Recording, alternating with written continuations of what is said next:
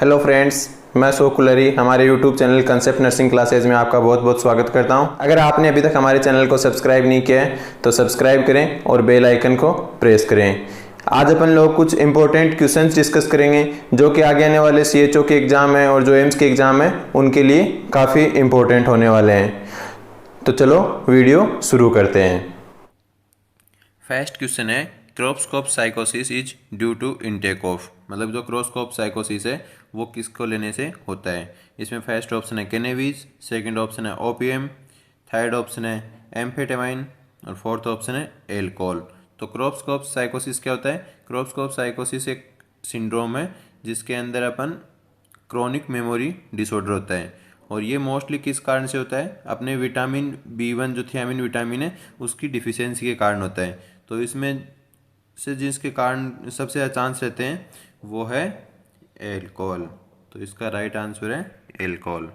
इसके बाद next question है the measure of health status of children in a community is, कि अपन जो एक कम्युनिटी है उसके अंदर जो चिल्ड्रन की हेल्थ स्टेटस है उसको मेजर करने के लिए इनमें से कौन सा क्राइटेरिया है वो सबसे इम्पोर्टेंट है। तो इसमें फर्स्ट है इन्फेंट मोर्टेलिटी रेट, सेकंड है मैटरनल मोर्टेलिटी रेट, थर्ड है क्रूड बर्थ रेट और फोर्थ है क्रूड डेथ रेट। तो इनमें से जो चिल्ड्रन की हेल्थ स्टेटस के लिए सबसे इम्पोर्टेंट है क्राइटेरिया है वो है इन्फेंट मोर्टेलिटी रेट। इसके बाद नेक्स्ट क्वेश्चन है the antidote of magnesium sulphate.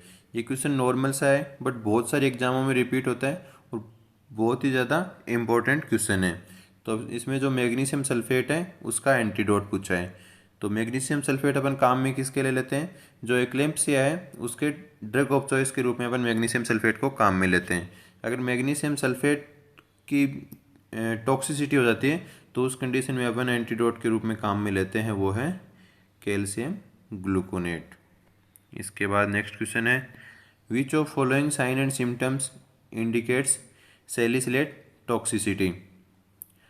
तो इसमें से कौन सा साइन सिम्टम है जो सैलिसिलेट की टॉक्सिसिटी को इंडिकेट करता है? तो सैलिसिलेट टॉक्सिसिटी क्या होती है? अपने जो एस्पिरिन होता है उसी को अपन सैलिसिलेट बोलते हैं। तो इसमें बहुत सारे जैसे सैलिसिलेट के कारण साइन सिम्टम आते हैं, तो इनमें से पूछा है कौन सा साइन सिम्टम आएगा। फर्स्ट है चेस्ट पेन, सेकंड है पिंक कलर्ड यूरिन, थर्ड है स्लो पल्स रेट, फोर्थ है रिंगिंग इन ईयर्स मतलब टिनिटस। तो इसमें जो इसका राइट आंसर है वो है रिंगिंग इन ईयर्स। इसके अलावा इसमें जो साइन सिम्टम आते हैं वो जैसे कि रेस्पिरेशन अरेस्ट है, एपनिया है, डिस्पीनिया है, डीफनेस है, सीजर है, कोमा है, ये साइन सिम्टम भी सैलिसिलेट टॉक्सिसिटी के अंदर आते हैं। इसके बाद नेक्स्ट क्वेश्चन है रिकेट्स इज ड्यू टू, मतलब रिकेट्स किसकी कमी से होता है? तो रिकेट्स में क्या होता है? जो अपने बच्चा होता है उसके अंदर बोन की प्रॉपरली ग्रोथ नहीं हो पाती है और जो सॉफ्टनिंग और वीकनेस होती है बोन के अंदर उसको अपन रिकेट्स बोलते हैं। तो इसमें फर्स्ट ऑप्शन है विटामिन डी, सेकंड ऑप्शन है विटामिन बी, थर्ड ऑप्शन है विटामिन ए, फोर्थ ऑप्शन है विटामिन सी। तो जो रिकेट्स मोस्टली होता है वो होता है विटामिन डी की वजह कमी की वजह से। इसके बाद नेक्स्ट क्वेश्चन है low level of maternal serum alpha fetoprotein level are found in, कि मतलब जो maternal alpha serum alpha fetoprotein test है उसके अंदर जो उसका लो लेवल है वो किसको इंडिकेट करता है? तो इसमें फर्स्ट है open neural tube defect, second है डाउन सिंड्रोम, थर्ड है मल्टीपल प्रेगनेंसी और फोर्थ है RH आइसोइम्यूनाइजेशन। तो इसमें आपको पहले अपन ने जब ओपन न्यूरल ट्यूब डिफेक्ट पढ़ा था तो उसमें बताया था आपको कि जो सीरम अल्फा फिटोप्रोटीन है वो हाई लेवल होता है इसके अंदर ओपन न्यूरल ट्यूब डिफेक्ट में। तो लो लेवल किस में होता है? लो लेवल होता है डाउन सिंड्रोम में। इसके बाद नेक्स्ट क्वेश्चन है most common cause of postpartum haemorrhage, मतलब जो डिलीवरी के बाद में जो हेमरेज होता है उसका सबसे कॉमन कारण क्या है? इसमें फर्स्ट है ब्लीडिंग डिसऑर्डर्स, सेकंड है एब्रप्सियो प्लेसेंटा, थर्ड है प्लेसेंटा पेरिविया, फोर्थ है एटोनिक यूट्रस। कि मतलब कि इसमें डिलीवरी के बाद ही पूछ रहे हैं तो एब्रप्सियो प्लेसेंटा और प्लेसेंटा पेरिविया तो वैसे ही नहीं होने। तो इसका जो राइट आंसर है वो है एटोनिक यूट्रस। इसके अंदर जो यूट्रस है उसकी मसल्स में प्रॉपर टोन नहीं होता, मतलब प्रॉपरली वो कॉन्ट्रक्शन नहीं कर पाते। अगर कॉन्ट्रक्शन मसल्स के अंदर कॉन्ट्रक्शन नहीं होगा तो जो ब्लड वेसल्स हैं उनके अंदर कॉन्ट्रैक्शन नहीं होगा, और जो कॉन्ट्रैक्शन है ब्लड वेसल्स के अंदर वो उसमें जो क्लॉटिंग है उसको बढ़ाता है। तो अगर ब्लड वेसल्स डायलेट रहेंगी तो ब्लीडिंग की टेंडेंसी इंक्रीज होगी। इसके बाद नेक्स्ट क्वेश्चन है, the term use to indicate irregular uterine bleeding between menstrual cycle, कि मतलब एक मेंस्ट्रुअल साइकिल है उसके बीच में इरेगुलर ब्लीडिंग हो रही है बार बार, तो उसको अपन क्या बोलेंगे। तो इसमें फर्स्ट है मेट्रोरेजिया, सेकंड है पॉलीमेनोरिया, और थर्ड है मेनोरेजिया, फोर्थ है मेनोमेट्रोरेजिया। तो इसका जो राइट आंसर है वो होगा मेट्रोजिया। नेक्स्ट क्वेश्चन है, as per newer guidelines the compression ventilation ratio with two rescuer adult resuscitation is, कि मतलब अपन जो सीपीआर करते हैं उसमें नई गाइडलाइंस के अनुसार अगर 2 रेस्क्यूअर हैं तो उनमें कंप्रेशन और वेंटिलेशन के रेशियो क्या रहेंगे। तो अपन ने ये सीपीआर के टॉपिक में पूरा पढ़ा है कंप्लीट अबाउट सीपीआर के बारे में। तो इसका जो राइट आंसर है वो कमेंट करो। तो इस क्वेश्चन का जो राइट आंसर है वो होगा 30:2। एडल्ट के अंदर चाहे 1 रेस्क्यूअर हो चाहे 2 रेस्क्यूअर हो, जो टेस्ट कंप्रेशन और जो वेंटिलेशन का रेशियो है वो सेम ही रहता है 30:2। इसके बाद नेक्स्ट क्वेश्चन है, which among the following is an example of isotonic intravenous solution. तो इसमें फर्स्ट है डेक्सट्रोज नॉर्मल सलाइन, सेकंड है 10% डेक्सट्रोज, थर्ड है 0.45% NaCl, और फोर्थ ऑप्शन है रिंगर लैक्टेट। तो इसका जो राइट आंसर है वो होगा रिंगर लैक्टेट। इसके अलावा जो 0.9% NS आती है, नॉर्मल सलाइन आती है, वो भी आइसोटोनिक का एग्जाम्पल है।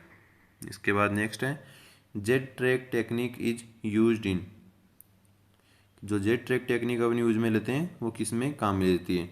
तो ये आपको ये तो इमेज में भी साइड में दिख रहा है। तो इसमें जो फर्स्ट ऑप्शन है वो है इंट्रावेनस इंजेक्शन, सेकंड है इंट्रामस्कुलर इंजेक्शन, थर्ड है इंट्राथिकल इंजेक्शन, और फोर्थ है सबक्यूटेनियस इंजेक्शन। तो जो जेट ट्रैक टेक्निक है वो अपन इंट्रामस्कुलर इंजेक्शन में काम में लेते हैं।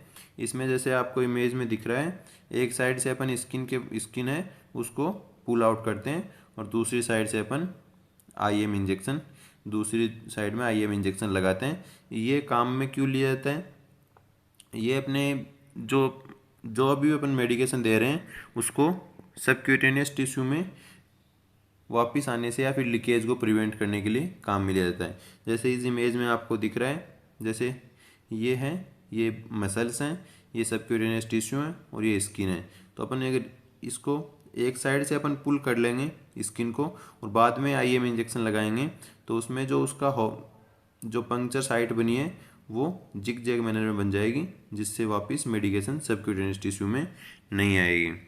इसके बाद में नेक्स्ट क्वेश्चन है, फुट ड्रॉप मीन्स, कि मतलब फुट ड्रॉप का इनमें से क्या मीनिंग है।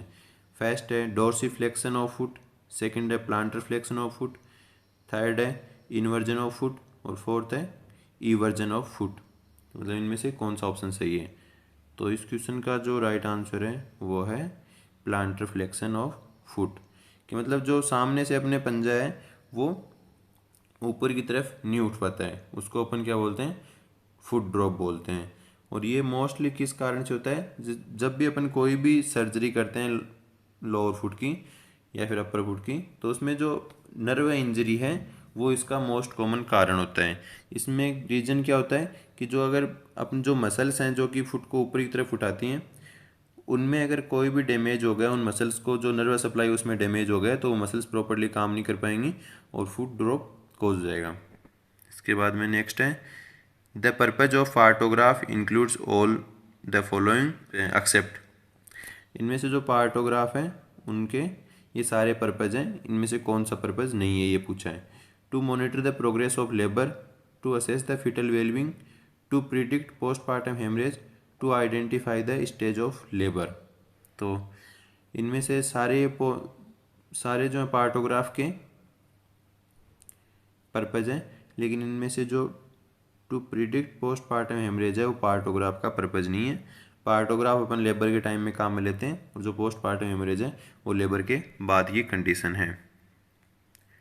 इसके बाद नेक्स्ट है a neonate weighing less than 2500 grams at birth irrespective of the gestational age is refer to. मतलब एक बच्चा है जिसका वेट 2500 ग्राम से कम है, तो उसको अपन कौन सी टर्म देंगे? फर्स्ट है टर्म बेबी, सेकंड है low birth weight baby, third है very low birth weight baby, fourth है प्री टर्म बेबी। तो जो अगर 2500 ग्राम से कम वजन है तो उसको अपन लो बर्थ वेट बेबी बोलेंगे, और इसी की जगह अगर 1500 ग्राम से कम आता तो उसको अपन very low birth weight baby बोलते हैं। इसके बाद नेक्स्ट क्वेश्चन है one person just smoked a cigarette, you should wait to take his oral temperature. मतलब एक पर्सन है जिसने अभी थोड़ी देर पहले सिगरेट पी है, तो उसमें आप ओरल टेम्परेचर लेने के लिए कितने टाइम का वेट करेंगे? फर्स्ट है you don't need to wait, second है 15 to 20 मिनट्स, थर्ड है 10 मिनट्स और फोर्थ है 5 मिनट्स। तो इसका जो क्राइटेरिया है कि एक पर्सन सिगरेट पीता है या फिर कोई भी हॉट ड्रिंक पीता है या फिर कोई और ड्रिंक जैसे कोल्ड ड्रिंक वगैरह पीता है, तो उसमें अपन कितने टाइम के लिए वेट करते हैं? तो इसमें अपन 15 से 30 मिनट के लिए अपन वेट करते हैं। तो इनमें से जो ऑप्शन है वो सही क्राइटेरिया में 15 से 20 मिनट आ रहा है।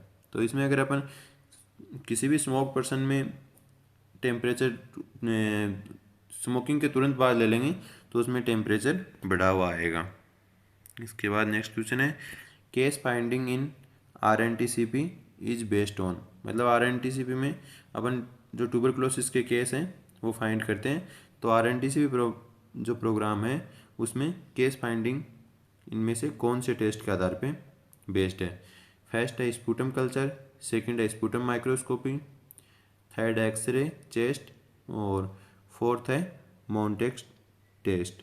तो इनमें से जो राइट आंसर है वो है स्पूटम माइक्रोस्कोपी।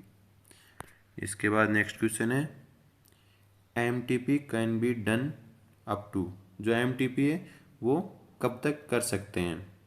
तो फर्स्ट है इसमें 12 वीक, सेकंड है 16 वीक, थर्ड है 20 वीक और फोर्थ है 10 वीक। तो इसका जो राइट आंसर है वो होगा 20 वीक। 20 वीक्स तक अपन MTP कर सकते हैं। इसके बाद में नेक्स्ट क्वेश्चन है earliest feature of vitamin A deficiency is. मतलब जो विटामिन ए की डिफिशियंसी है उसका अर्लीस्ट फीचर क्या है? ड्राइनेस ऑफ कंजक्टिवा, केराटोमलेसिया, थर्ड है हाइपेमा, फोर्थ है निक्टालोपिया। तो इसका जो राइट आंसर है वो होगा ड्राइनेस ऑफ कंजक्टिवा। इसकी जगह आपको ऑप्शन में जीरोप्थेल्मिया भी मिल सकता है। अगर जीरोप्थेल्मिया ऑप्शन में आता है तो वो ऑप्शन भी राइट होगा। ड्राइनेस ऑफ कंजक्टिवा की जगह जीरोप्थेल्मिया भी आ सकता है, उसी का दूसरा नाम है ड्राइनेस ऑफ कंजक्टिवा। नेक्स्ट है a freshly prepared ORS solution should not be used after. मतलब अपन ने एक ORS सोल्यूशन बनाया है, उसको कितने टाइम तक यूज में ले सकते हैं, उसके बाद में उसको यूज में नहीं लेना। ये क्वेश्चन पहले भुवनेश्वर में भी आया है। तो इस क्वेश्चन का जो फर्स्ट ऑप्शन है वो है 4 आवर्स, सेकंड है 6 आवर्स, थर्ड है 12 आवर्स और फोर्थ है 24 आवर्स। तो आप बताओ कितने टाइम तक अपन ORS को काम में ले सकते हैं? तो इस क्वेश्चन का जो राइट आंसर है वो होगा 24 आवर्स। इसके बाद में नेक्स्ट क्वेश्चन है measles vaccine is kept in refrigerator इन। कि मतलब अपन मीजल्स की वैक्सीन को रेफ्रिजरेटर के अंदर कहाँ रखते हैं? तो इसमें फर्स्ट है चिल ट्रे, सेकंड है फ्रीजर, फोर्थ है ट्रे बिलो द फ्रीजर और फोर्थ है सेल्स इन द डोर। तो इसका जो राइट आंसर है वो होगा फ्रीजर। तो अपन फ्रीजर के अंदर एक तो मीजल्स को रखते हैं और एक रखते हैं अपन ओरल पोलियो वैक्सीन को। इसकी जगह डीप फ्रीजर भी आ सकता है फ्रीजर की जगह, तो वो ऑप्शन भी राइट होगा। आई होप आपको वीडियो पसंद आया होगा। अगर वीडियो पसंद आए तो लाइक शेयर कमेंट करें और वीडियो को अपने फ्रेंड्स के साथ में भी शेयर करें और चैनल को सब्सक्राइब करें, क्योंकि अब हम आगे भी आपके लिए ऐसे ही अच्छे वीडियो लाते रहेंगे। Thank you.